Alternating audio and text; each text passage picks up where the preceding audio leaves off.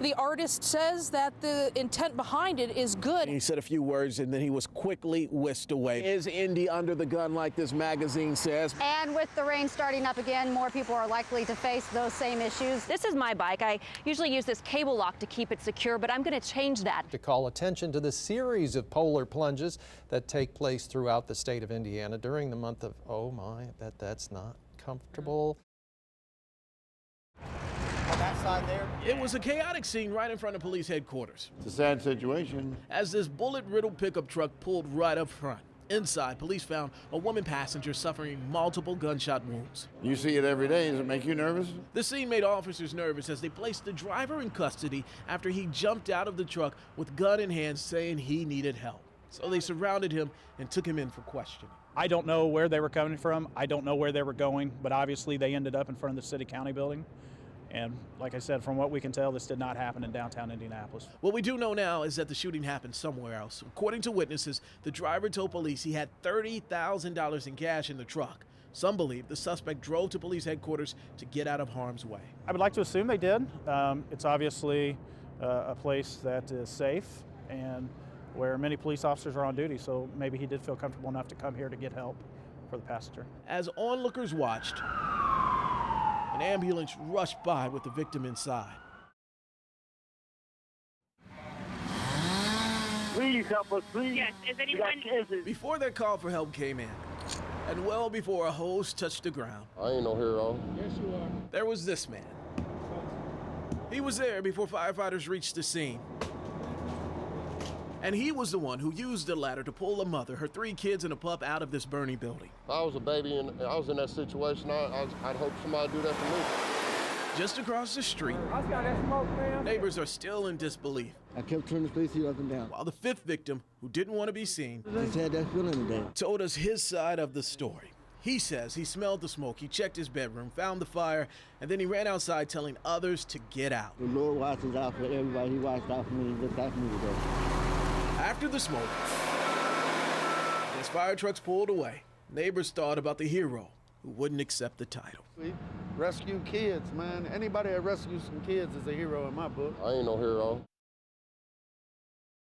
The frame has been chopped. In the dead of winter, This is something that was customized heavily. these bikes couldn't look more alive at the Indiana Motorcycle Expo. The vintage variety gets Adam Ratcliffe's motor running. They just have a certain panache about them. What size do you think these are? Just don't ask him to take them on the road this time of year. These are pretty hardy motorcycles, and once it thaws out, they're going to run just fine. These rides at the expo might be a bit out of season, but these big guys are exactly what's needed, especially tonight. The majority of them are 08, 09, 2010. They all have 2-ton salt beds. They're all equipped with the same salt spreader. Armed to the teeth. So this would be a bomber plow. And customized to handle whatever Mother Nature drops on them. These plow trucks are ready to go 12 rounds with possibly the biggest snow event this winter. We really do approach it as kind of a fight or a battle, if you will, because it's not just snow accumulation itself, it's wind conditions, it's air temperature, it's pavement temperature. Maintenance crews spent the day inspecting and tuning them up. It's why every piece of DPW equipment is in service. It's just really important for us to make sure that everything's in good shape because it's a scenario where we're really fighting snow around the clock. These workhorses were built to fend off Old Man Winter, but these two-wheeled wonders will just have to wait. You never know in Indiana. You know, I've had times at this time of year where it's 72 degrees out. You just don't know. As the clouds rolled in, so did the rain. Heavy, pounding, almost relentless rain, making for a white-knuckle morning commute as drivers encountered flooded streets and conditions at times that made it hard to see. And if the rain wasn't enough, the storm also brought hail, leaving behind a mess for many. At Little Raymond's print shop, soggy carpet and water-stained ceiling tiles told the story. On North College, one of 12-plus emergency calls to bone-dry roofing when the roof here, like so many others, started to leak from the deluge of rain. This customer actually had a small leak prior to the storm hitting. The storm amplified that leak. Not what you want to have on a Wednesday morning, or any morning for that matter. Taking preventative steps can prevent situations like this, Bone Dry sales manager Brian Johnson said. So the problem is people call when they have an active leak, they're doing damage to the inside, their costs went through the roof. For others, the rain meant water in their basement. The sewer system, the storm system just can't handle all of the water that's coming down that fast. Their carpet's pulled out right now. It's backed up several times down there. The owner of this house on 44th Street decided to take steps to keep it from happening again by having Hope Plumbing install a backwater valve. So if it is raining real hard, the water starts coming in this way and it just pushes up against this flap and seals it so that the water can't come backwards into the house. Inside the public library, you can just open a book and find the definition of bravery. And just a few steps away from this bookshelf, you'll find this auditorium where you could get a visual picture of what bravery looks like. It was back during the fall of 2013. A series of home invasions on the north side rocked the city. But the one on Spring Mill Road shook the city to its core. That's when a group of men stormed the home, pinned down the father, and sexually assaulted the mother and daughter inside. What you see here is a team of investigators that conducted traffic stops, took photographs, and documented more than 100 pieces of evidence. That teamwork led to 13 people being charged with more than 300 crimes. They acted on the behalf of the voiceless. They acted on the behalf of the defenseless. Today, I got a chance to honor those that worked so hard on those cases as their names were read one by one. And somewhere in this crowd were the victims from that day who stopped by to tell the group thank you. And all of this appears to be just another chapter of what this department does each and every day, despite the dangers they face. We don't even tell our families how close we come to death on a daily basis. We just absorb it. I think IMPD is a unique breed, that they never complain. They've always taken it head on. 365 days a year, the Salvation Army is here.